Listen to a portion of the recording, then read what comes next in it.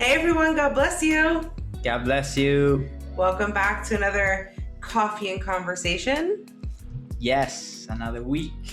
Except today I'm not having coffee. I got this really fun cup and it has a cool straw. And so I'm like, you know what? I'm gonna drink that today. Yeah, it's amazing. Patrick's got his mug though. Yes, it's like a roller coaster. hmm Well, speaking of roller coasters, we're gonna talk about bonding today. That's a roller coaster. Yes, that's a huge roller coaster. So I just want to start by saying the Monday motivation video. It was super interesting.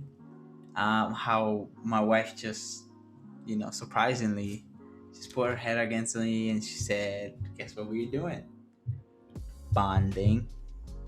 And so that's something very strong, but also at the same time very true, because bonding is key for relationships. Yeah, when you think about just bonding together, there's a really great definition that I found for bonding, and it's there's a couple definitions, but the one that I really loved was the one that said joining things securely by means of adhesive heat or pressure. So you think about a bond or a bonding agent, right? Something used in order to bring two things together. Yeah. But one thing that I really loved about that when thinking about like the chemical bond or the chemical process is that it's done through adhesive heat or pressure. And that tells me a couple things about bonding, and we'll go deeper into them. But one thing that it tells me is that there's different ways to bond, and it's through positive and through negative experiences. And so there's kind of this balance there. Yeah, bonding is so important because bonding is the basic need of a human being, right? And bonding is so key because we must learn how to bond with our parents so we can learn how to bond with people, and then eventually so we can learn how to bond with God. So bonding is so important, to just like to bond and to just communicate and to just it's just I have a picture of just two couples just sitting down in the sunset, and this you don't even know what they're talking about, but all one thing that you know is that they're bonding. And they're together and they're enjoying the conversation, enjoying that moment, and building relationship and connection. So basically, bonding is so important. Are they under a palm tree with a swirly straw? Yes, Okay. they're bonding He together. said couples on a beach, and I thought about my cup. There is scripture, Mark 10, verse 8, that says that we are two will become one flesh. Yes. And so this is the ultimate example of bonding, right? You have two human beings coming together to be bonded together as one flesh. So no longer who said, I can't remember who said this. I think it was one of our kind of like mentors who said, God's math is not normal math, because with God, 1+1 = 1. So you have one man, one woman comes together and makes one one in the spirit. And so there's really this aspect of just completing, like kind of completing each other to some degree, where God completes us, but that there are things like that you carry or things that I carry, that when we come together, we become a stronger unit. And so that's right there in Genesis and in Mark. And bonding is so important because if you remember the garden, where God created Adam and Eve, they were in perfect unity. They were in perfect bond with God. It was just amazing. And where I want to take you, this is kind of like from the garden to a mother's womb, right? Like if you picture a baby inside of a mother, like all his needs are being met. Like if I was a baby and I knew that all my needs were being met inside the belly, like I would not want to come out. Because Jacob didn't want to. Jacob didn't. Our son, comfortable. Our son was like, "I'm not going up there. I am comfortable here." Eviction notice. Yeah.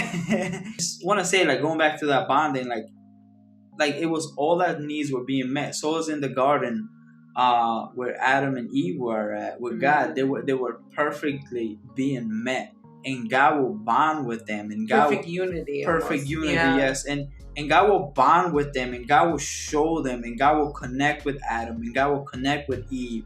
And that's the reason why God said it is not good for man to be alone, because man cannot bond, cannot how about that, bound with a tiger? It's not the same. It's a different one, so like Needing somebody that's comparable to him. Yeah. And that's what it says in Genesis, that Eve was created as an equal to Adam. yes, There are different roles that are played, but there is a level, there is equality within our relationship, that there's a complementary aspect as well. But it's kind of like what you're saying about this knowing, and there's a difference between a head knowledge, like head knowing, and actually like a heart knowing, right? Where you're so not, it says that Adam and Eve, that they knew each other, right? It says Adam knew his wife, and that was meant to talk about the coming together in a sexual union. And so their coming together also had a spiritual implication of bonding them together. Yeah. And so when scripture references us knowing the Father, it's a very similar type of intimate knowing, and like almost like a bonded, a coming together, almost with Christ in unity, and to a degree. Yeah. Mhm. And so you might be asking, like, okay, everything sounds good, everything sounds perfect, sounds like we need people, sounds like we need God, but why do we need bond anyways? So let's take it back to the basics. When God said it is not good for man to be alone, he meant that we humans were created for relationship. Like, if you put somewhere in an island, if you put somebody in an island, I think I said this before, that guy, what is that movie? I forgot that movie, where he drew a ball and he was trying to... with Tom Hanks. And Castaway. he was just... Castaway. And so he was just trying to communicate with a ball, thinking it was another human. And it was because humans, we're built to have relationship. We're relationship beings. And God created us that way because we have to first learn to connect with the people. First, we have to learn to connect with our parents. And then we got to learn to connect with people. Because the parents are really our first authority. They're the first first authority. figure Yeah. that is in our life, that teaches us everything that we believe. What do we believe about love? What do we believe about trust?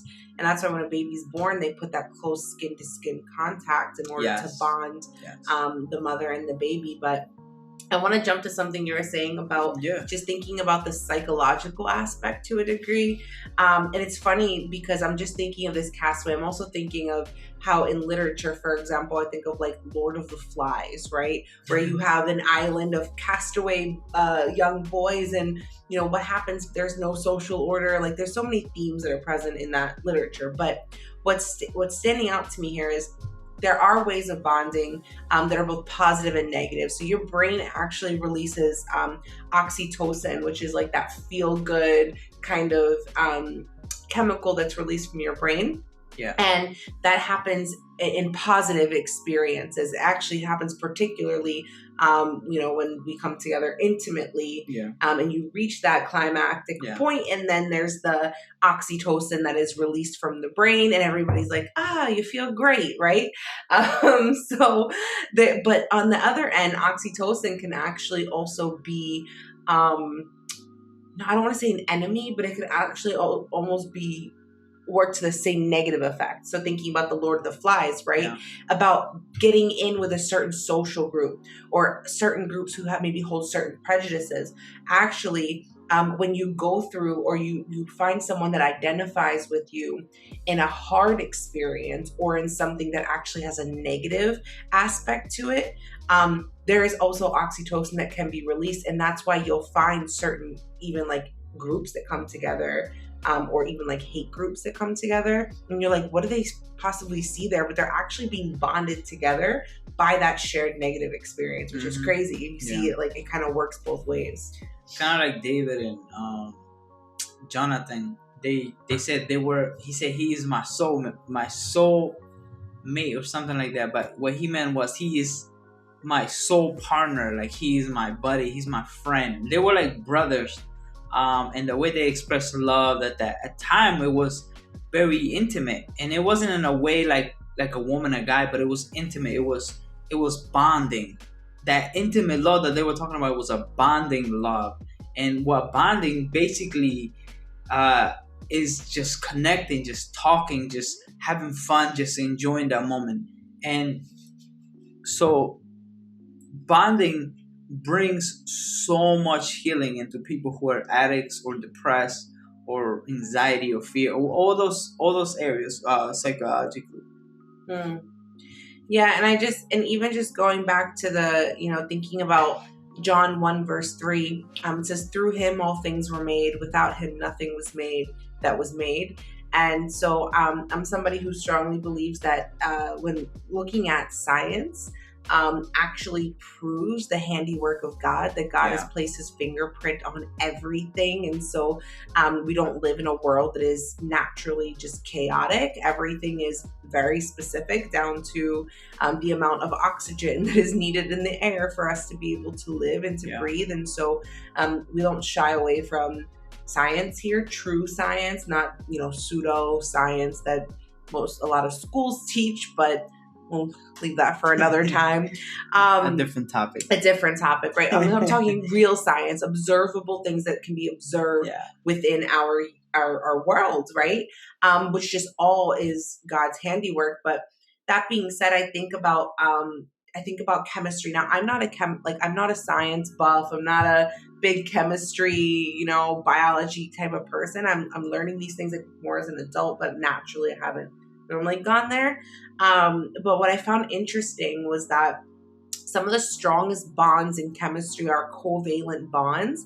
And so what's so interesting about that is the covalent bond actually comes together when they have a shared electron. And so I think that this is just so funny because when we share with each other, when we come together and we're actually transferring our information, we're talking, we're having a shared experience together, you're actually bonding. Yes. And that's exactly what's happening here.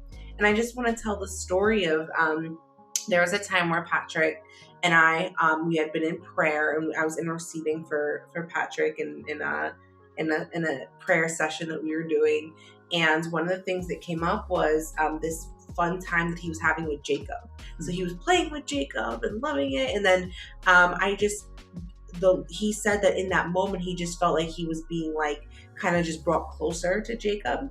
And what I was just able to just picture in that moment was just the father just holding them and just bonding all of them there together.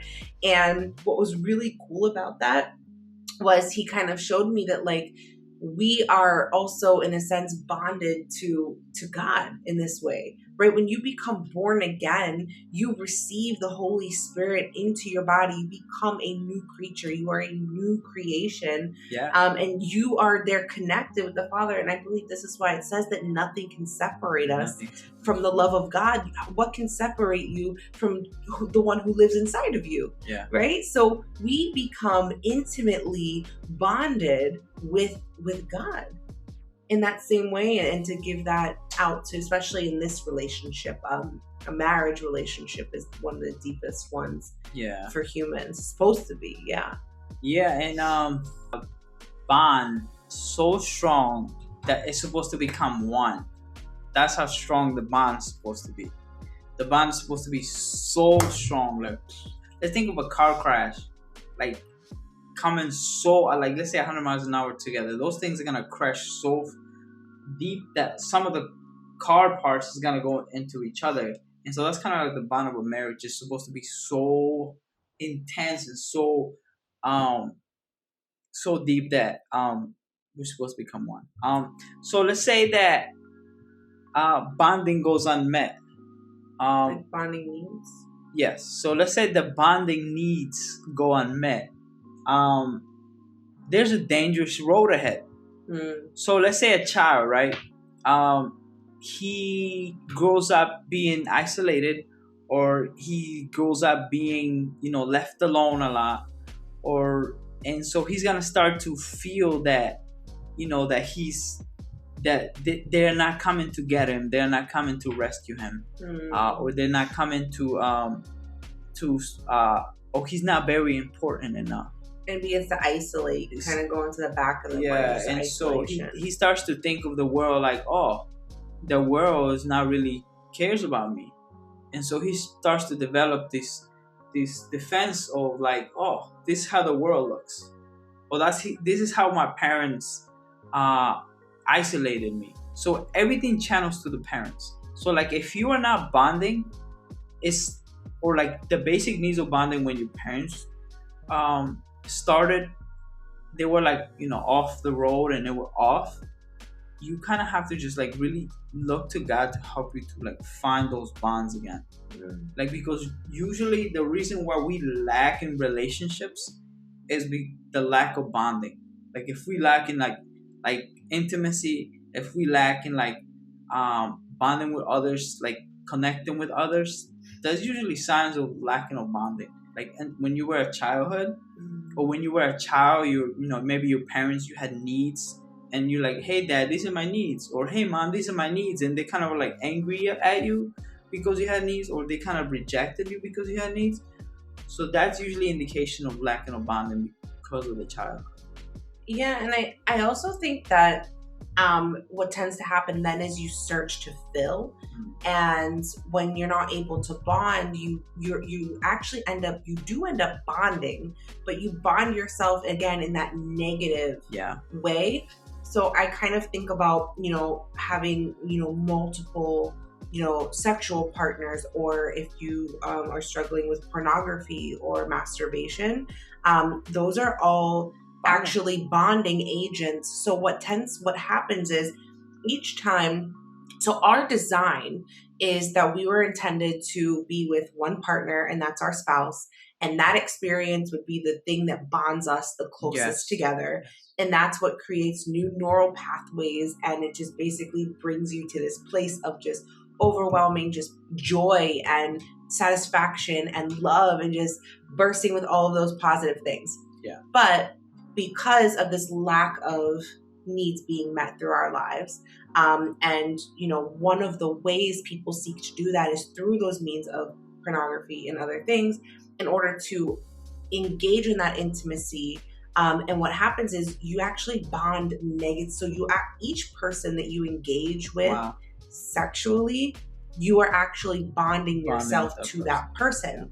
And so this is why scriptures say that it's, a sexual sin is one of the worst sins against your body, because it's against yourself, because what you're actually doing is you're attaching yourself to that person, or to that person that you're watching engage in sexual acts, and you doing that on yourself while watching it is actually a form of bonding yourself to that person that you're watching. Because your brain is connecting intimately or deeply with that person or with that thing. And so when you have multiple examples of that, it takes a lot of undoing. It takes a lot of breaking. And in the spirit, right, the Bible says two shall become one. And so now it's just this connection of just pathways in the spirit of like, you're connected with this person and this person and this person. And that was never God's intention or design for us. His intention, his design was for that one person, so you can have that one pure and intimate connection. This is why people who maybe struggle with a pornography addiction, it never is enough, right? Like you start out, okay, just a couple times. You start out maybe once a day, and then eventually, or once a week, whatever, then eventually you have a full-blown addiction, and you can't go without it because you're trying to use that to cover up like a deep deficit that is there. And that's not to shame anybody or say that like, hey, like there's something wrong with you. No, you are a person who has needs to connect intimately and to be bonded with another human being, and to recognize the bond that you have with God. So that's not to shame you, but that's to help you to find a way out of it, because in the end, it actually kills the intimacy in your relationships and in your marriage. And what you're really looking for is a deep connection of intimacy and bonding. And it's crazy how you mentioned that, because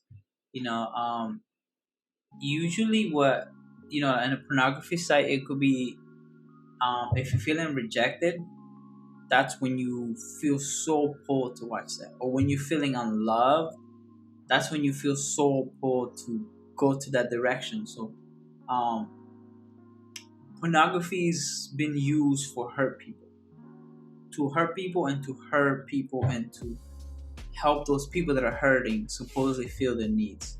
um, I think that the most common thing and the basic thing that God created for us is to bond. Something that's really interesting here is there was an article from Focus on the Family that I think would be helpful, and I just want to read just this quick little excerpt here, just about the effects and about pornography. And it says that God created the brain to bond deeply, intimately, and sexually with one person, a spouse. We know that this is true biblically, but brain science actually proves this truth through biology. At the moment of sexual climax with a spouse, the human brain releases powerful chemicals that wash over it and reinforce the thought, I belong with this person. When this same pattern is repeated in an exclusive relationship, the bond becomes cemented and enhanced. Picture a pathway becoming a road and ultimately a superhighway. Wow. The brain actually begins to need less of the same stimulus to achieve the same experience. Additionally, these chemicals leave us with a deep, abiding sense of satisfaction. Wow. So bonding, it's very important, and it has to be done with your spouse. And this is the reason why God made us human beings to have connection. And that's the reason why God gave us a spouse, because he doesn't want men to be alone, or the wife to be alone either. Because he knew that of us together, we will build the cement, we will build that strong bond. We will go at full throttle and connect together. So like it's a bond so strong, kind of the bond that we have with God. And God's not a prude. Yeah. He's not sitting there and he's not trying to be like, hey, I don't want you to have fun. Like, that's not what he's doing. Yeah. But he's saying, I created this. I designed it. I know how it works and what it does to you. Yeah. I know what the effects are on your body, on your spirit, on your emotions, on your mind. Like, I know what those effects are. And just trust that since I created this to give to you, know that I know how it works. Yeah. So, and a lot of people are like, oh, when you're young and when you're single, you have the best sex. That's not true. When you're married and you have God by your side, that's when you have the best sex. Sorry, Mom.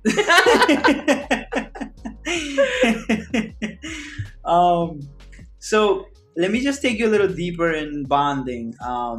So bonding in relationships, how it can look like is kind of like, you could, let's say an example, you're going through depression, you're going through anger. Like, I struggled with anger for a long time, and then I kind of like just started bonding with my wife, started bonding with other people, and finally felt like I was like a normal human being, because I thought I was the only one struggling with anger. So you just want to realize that, hey, I'm not the only one, and hey, there's more other people going through the same thing. And so I just want to explain to you that bonding takes a lot of work, but mainly from both parties, not just one party. And if you're like a single man who's trying to bond with your friends, bond with your best friends, bond with a person who really just wants the best for you, or just wants to listen to you and has really communication skills, and they just like, hey, I love talking to you and I want to bond with you. A lot of people don't use bond, but communication, connection, and it takes a lot of vulnerability to bond. You can't just go to anybody, hey, I want to bond with you, man. It's like, I don't even know you. But sometimes it takes vulnerability. So let me just tell you that the root of people not bonding, people who can't bond or make emotional attachments, live in a state of perpetual hunger. Perpetual hunger. So a person who's always doing something, a person who's always moving, working, he's like, I gotta get this done, I gotta do that. It's looking to bond in relationship. They're so craving for relationship, but the person is just like going and going and going, look for the next thing. So yeah. Yeah, I just wanted to actually read to you a couple statistics, and what you're gonna see, actually these are statistics about pornography, and the impact that it really does have just in general and on bonding. And so well, first of all, we should know this is $1 billion business, okay? And I think it's one of the most destructive businesses that is out there, not just for men, for women, for families, for children. For children. The number of children who are exposed to pornography is insane. Like, I'm talking like younger than 12 years old, like probably around 11, 12 years old. But the most, one of the most overwhelming statistics, 28,258 people are watching pornography every second. Every second. That's a lot of lack of bonding. That's a lot of lack of intimacy. 88% of scenes in porn films contain acts of physical aggression. And 49% of scenes contain verbal aggression. So what that's saying is that, hey, if you don't have your sexual needs met, you can be angry. Yeah. Like that, and that makes sense why when there's a lack of having that intimacy, that feeling met, that anger might come forward, right? It's being modeled here. Like you're seeing 88% show aggression during that. 1 in 5 mobile searches are for pornography. 1 in 5. That's a lot. Wow. And then it also said that there are higher percentages of subscriptions to porn sites in zip codes that are more urban than rural, which is insane if you think about that, because that's telling me that more people in a city who are surrounded by other people, right? It's almost like this lack of connection. You can have all these people around you, but you're still lacking bonding. You're still lacking connection. Yeah. They have experienced an increase in higher than average household income, have a great density of young people. So usually the most that are affected are ages 15 to 24. Wow. The imprinting that goes on there is, it has to be immense. Your brain, actually, your fully mature adult brain doesn't come until you're about 21 years old.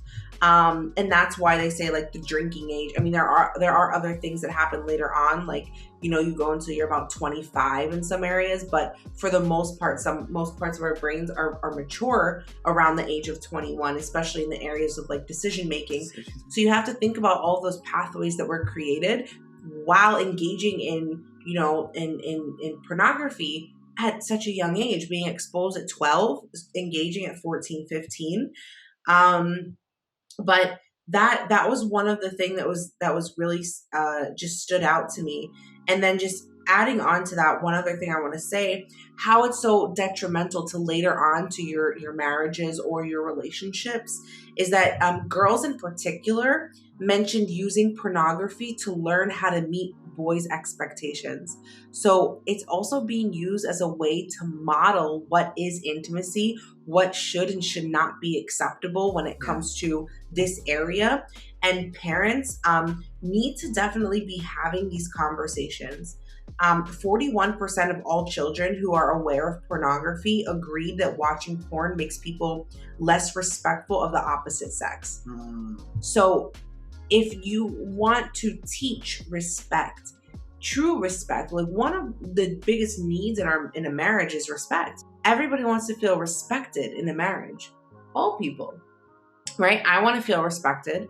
I want to feel honored. I want to feel like if, you know, we're going to engage in some way, and maybe I'm not comfortable going one direction, that I'm not going to be forcefully, you know, forced to do something. Yeah. But true. Pornography teaches you do that, right? Like you have to go there in order to meet my needs, or else there's aggression, right? Yeah. And so this is just perpetuating. It's just almost like putting a negative stamp on what God created to be such a beautiful thing to bring people closer together. And then, you know, of course, you have other violations of this in our bodies that are traumas that take years to heal.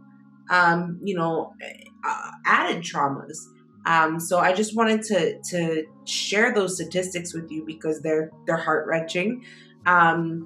But they're very real, and we don't realize the devastating effects because we feel like in that moment when that release happens, that oxytocin, that burst of oxytocin, we're bonding ourselves to that experience and thinking that that's what's going to fill us.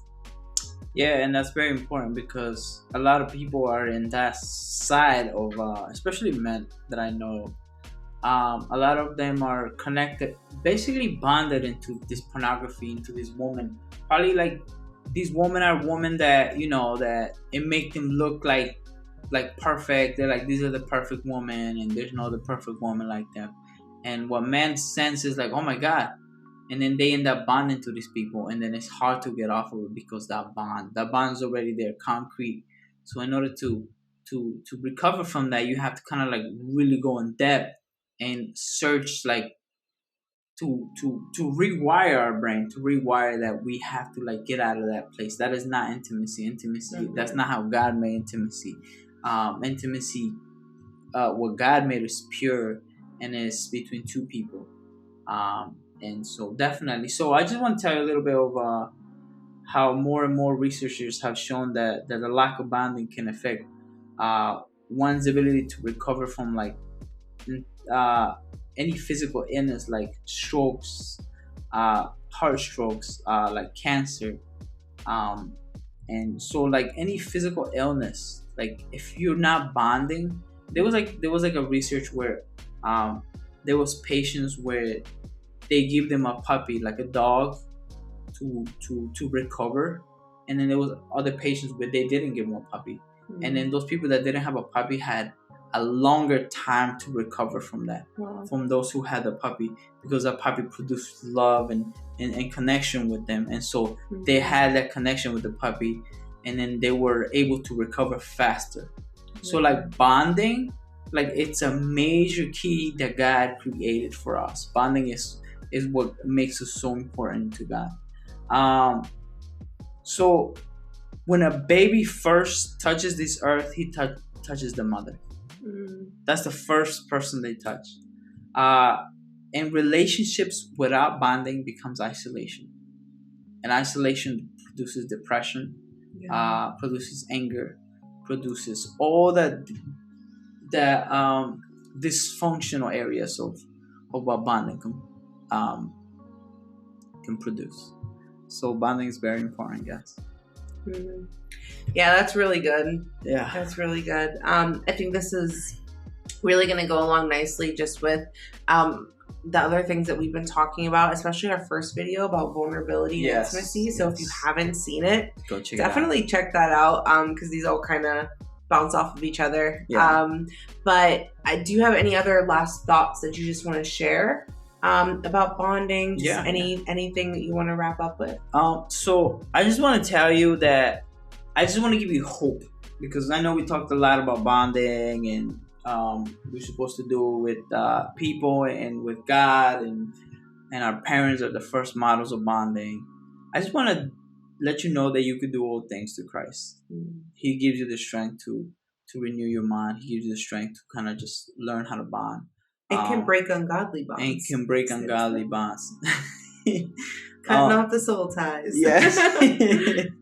And so I just want to encourage you to just really just connect with God. Like that's the first bond. Like if your parents didn't give you that bond, like it's okay. Like you don't have to victimize them. Just connect with God. Connect with God. Let God know. He's like, listen, Laura, I heard about this bonding teaching by these two brother and sister, and I really want to connect with you. Teach me what bonding means. And bonding can really just help you have healthy relationships with your friends. If you it's been hard for you to have healthy relationships with friends, you need to bond. Like, and what I mean is like really just be like vulnerable with them and just be like, hey, listen, this is how it is. This is how I'm feeling. But also bond with the people that you trust. And the last thing is just bond with God. That's the ultimate decision. Yeah, that's so good. I think there are a lot of really insightful things that everyone can take away. Just a quick note, we will not be putting a video out for next weekend. So we're sorry. We'll miss you. But we will be back the following week. Yes. And so just so you know, we do prayerfully ask God like what we should talk about in each week. So if this video blessed you, we'd love to hear from you in the comments. What was something that really stood out to you? Please, we would love to hear from you. Yeah. Give the video a thumbs up and share the video. Sharing actually helps so that more people can see and find this video. Yes. So please do that. And if you want to subscribe and follow us on Instagram at racing.jacob. Thank you so much for watching. Bye. Peace.